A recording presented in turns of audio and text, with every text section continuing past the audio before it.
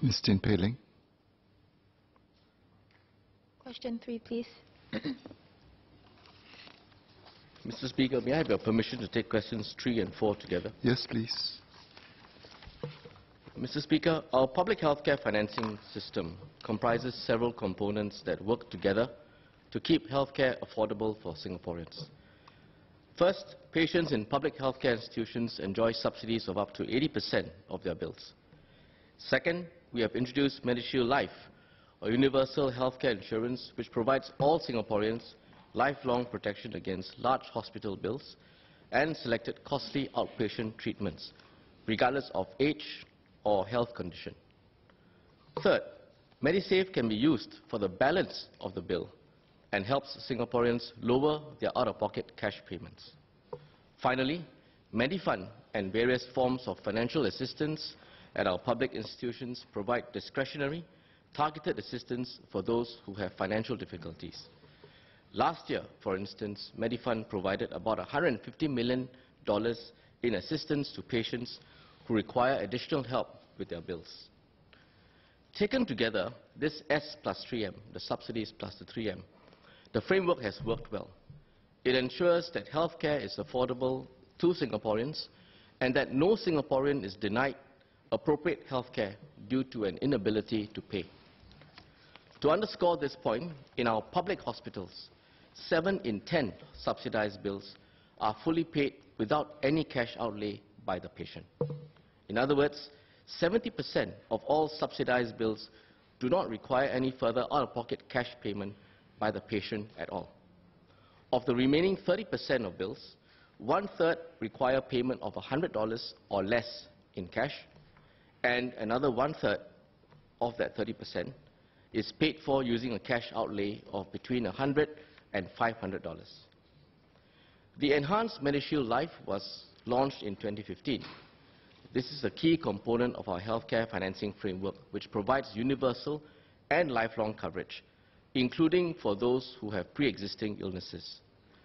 The government provides premium subsidies to the lower to middle income group to keep premiums affordable, and also additional support to those who may need more help with their premiums. MediShield Life aims to strike a balance between keeping premiums affordable and ensuring adequate coverage of subsidized care. For this reason, MediShield Life has design features such as claims limit, an annual deduction, and also co-insurance. Coverage of claims and amount of payouts have improved since the introduction of the enhanced scheme in 2015. To provide members with a sense of comparison, in 2017, 555,000 MediShield Life claims were approved and 845 million paid out. This is up from 344,000 claims and 448 million correspondingly in 2015 under the old MediShield. The average payout per claim was 1,520 in 2017 compared to 1,300 in 2015. For larger bills, the payout was correspondingly higher. For the largest 10% of subsidized hospitalization bills, which was above 4,000 in 2017, the average payout per claim was 5,800. In comparison, the MediShield payout was 4,000 on average for the largest 10% of subsidized bills in 2015. As I mentioned earlier, claims limit is one feature that helps MediShield Life strike a balance between keeping premiums affordable and also ensuring adequate coverage. MediShield Life claim limits and premiums were last revised in 2015 when the enhanced scheme was launched. At the time of the launch, the claim limits were set to cover 9 out of 10 subsidized bills. In addition, for larger bills within claim limits, the patient's co-payment is reduced as the claimable amount goes up, dropping from 10 to 5 and finally to 3%. So for illustration, for claimable amounts above 10,000, the patient's co-payment is 3%. For bills that exceed the claim limit, the patient's co-payment will include the remaining bill not covered by MediShield Life. These bills tend to be for the more complex cases or where patients receive lower means-tested subsidies because of their higher income. The latest available figures show that 8 in 10 subsidized bills remain fully within the MediShield Life claim limits. This has come down from the limits set in 2015, caused in part by increased healthcare costs. We will review this and adjust the limits as necessary. However, even at the present rates, in respect of the bills which fall outside of the claim limits, in other words, outside of the 8 out of 10, about half exceed the claim limits by $230 or less. The claim limits are necessary as they serve to keep the premiums affordable. If we were to remove the claim limits altogether, there will be significant premium increases for all Singaporeans across the board, to the order of about 30% or more. Therefore, rather than impose this on all Singaporeans across the board, those who prefer to have higher coverage and are willing to pay the higher premiums can consider private integrated shield plans, which can include as-charged features that cover 100% of the bill. Conversely, where patients cannot afford the cash outlay, they can tap into MediFund, as I explained earlier, or on other financial assistance schemes. In the recent case of Mr. Siao Ban Yam, which members raised, we understand that he had undergone a duct drainage procedure at SNEC. The surgical procedure, which was performed by a senior consultant in an operation that took 3 hours, was complex, given his age. It is also not common for the procedure to be performed on both eyes at the same time, and as an indication, this was done only for 7 patients out of 42,000 procedures at SNEC that year. Mr. Siao's bill was about 12,000 before subsidy. Of this amount, the government subsidizes about 7,500, leaving a balance of 4,500, or roughly about 1,400 above the MediShield Life claim limit in this case. Because the SNEC bill was significantly higher than the claim limit, the payout was comparatively small, after the yearly deductible of 3,000. However, the balance of Mr. Siao's bill was thereafter fully covered by MediSave, which meant that Mr. Siao did not have to pay any cash out of pocket for the procedures which he underwent. Nonetheless, we had asked SNEC to review their charges, and following their review, SNEC has decided to scale down its fees for this procedure and also for a number of other complex procedures with higher fees, and will do so from 1st March 2019. MOH regularly reviews MediShield Life claim limits and benefits. For example, we recently extended coverage to home perinatal nutrition and direct admissions from emergency departments of public hospitals to community hospitals.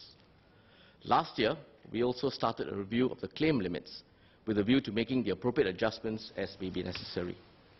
This ongoing review requires a careful assessment of the appropriate claim limits and also the consequential impact it may have on premiums to ensure that the coverage of MediShield Life remains broad-based and also sustainable. This review is also being done in the context of the commitment to keep premiums constant for 5 years after the scheme was introduced in 2015. We expect the latest review to be completed by end 2020, but if the review is completed ahead of time, we will of course announce the revisions earlier. Moving forward, MOH intends to conduct these reviews of claim limits more regularly, around once every 3 years.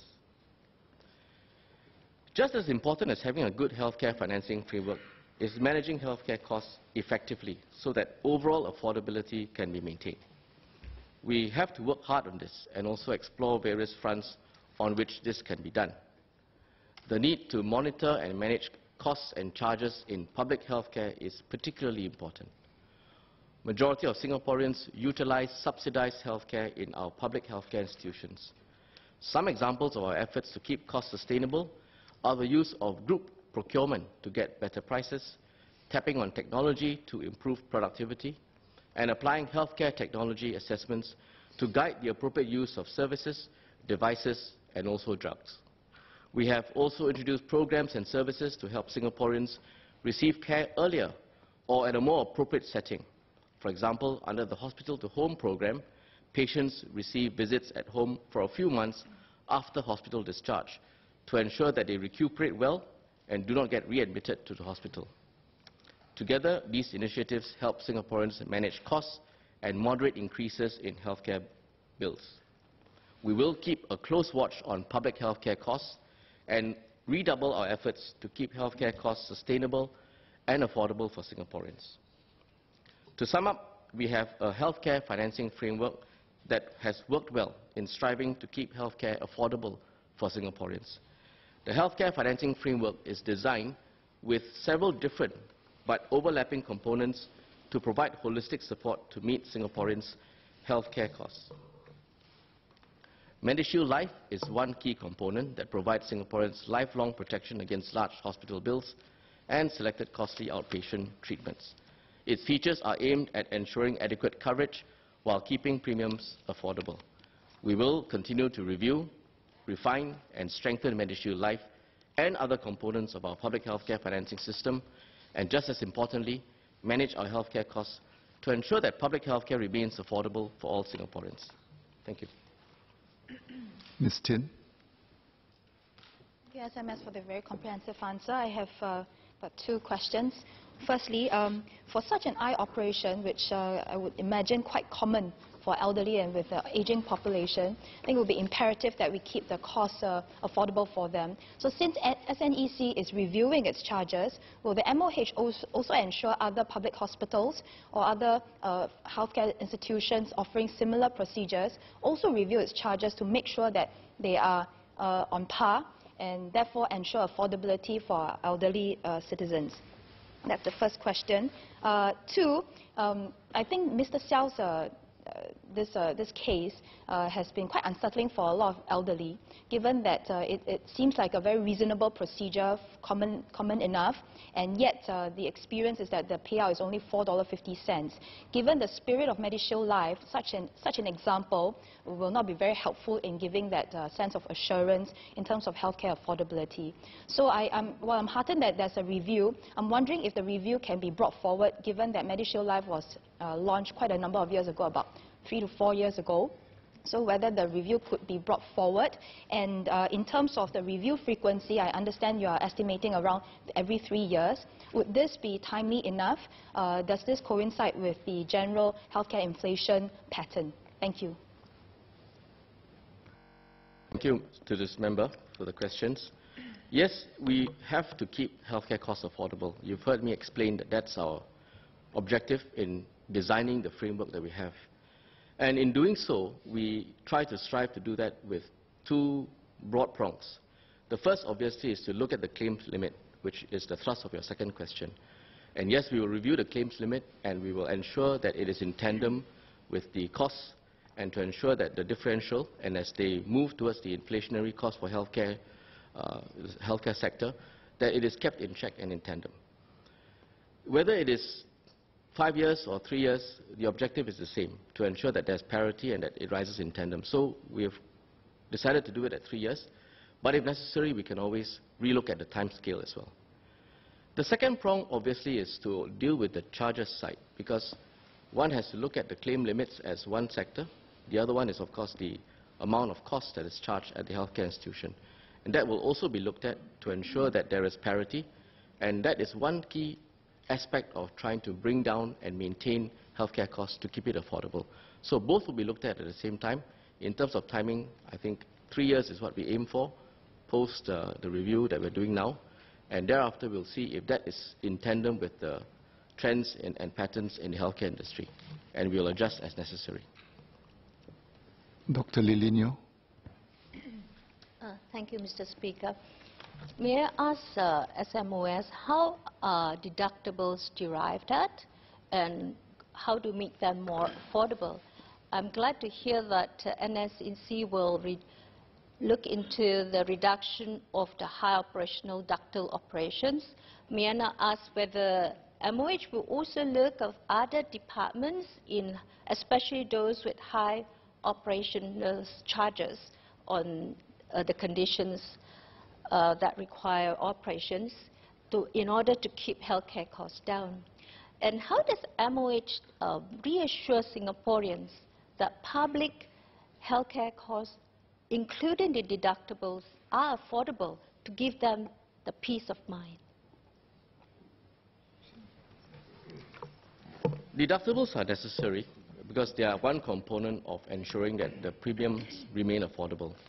If there were no deductibles or if there are no other co-payment schemes, then one would imagine that the premiums would rise.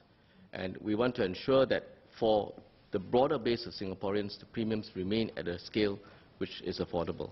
So deductibles are necessary for that reason.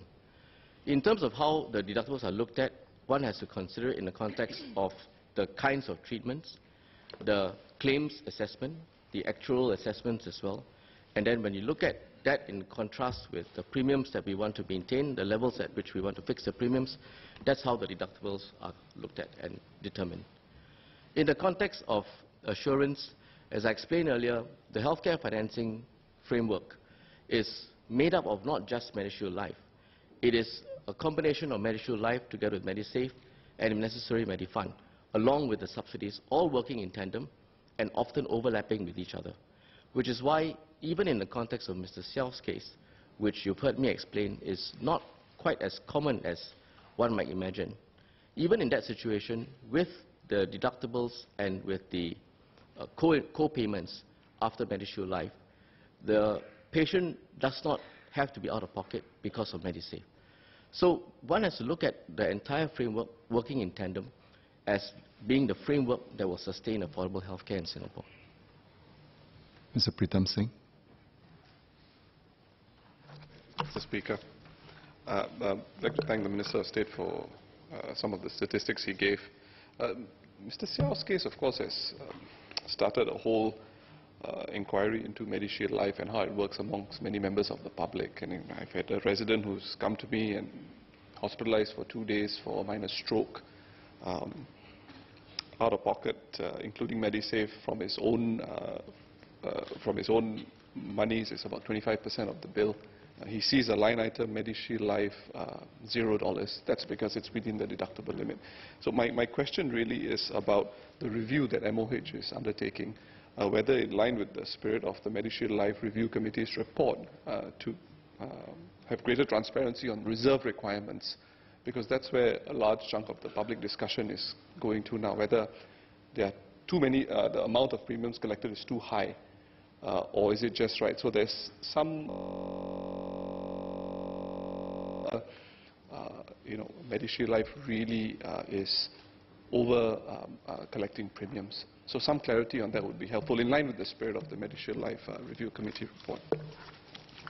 Well, there are two different questions at play here on Mr. Singh's question. The first obviously deals with the review of the claims limit, and that is a product of working out where the claims limit lie in the context of how many bills MediShield Life is designed to cover, and looking at the healthcare costs in tandem with that, and to achieve the ratio that one seeks to. That is a review of the claims limit that I spoke about earlier.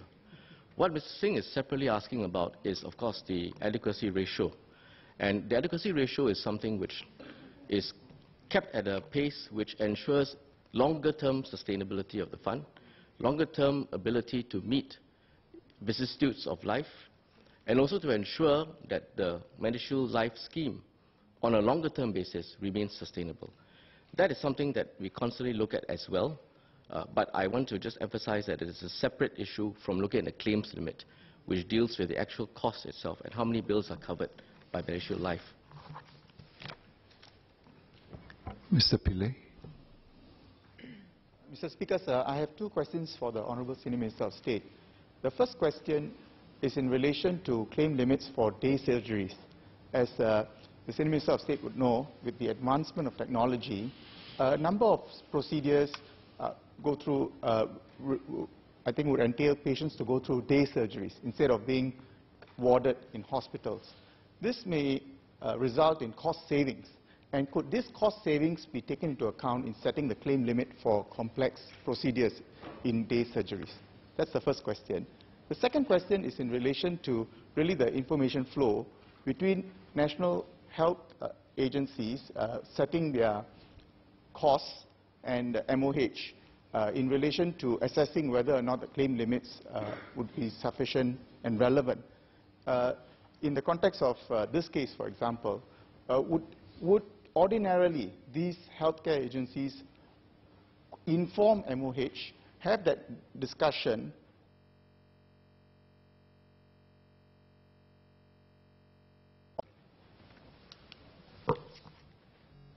There are several 100,000 bills that are put out in our public healthcare institutions, so it's not possible to look at every bill that goes out and in discussion with the healthcare institution before that.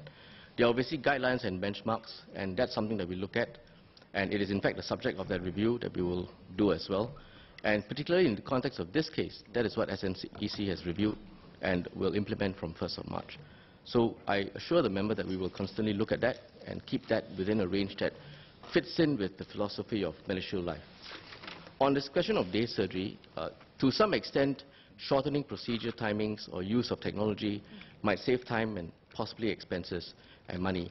And that will be another feature that would be looked at in the context of setting the claims limit. As the member knows, there are tables of charges for different procedures, and these are regularly reviewed with a very broad spectrum of expertise.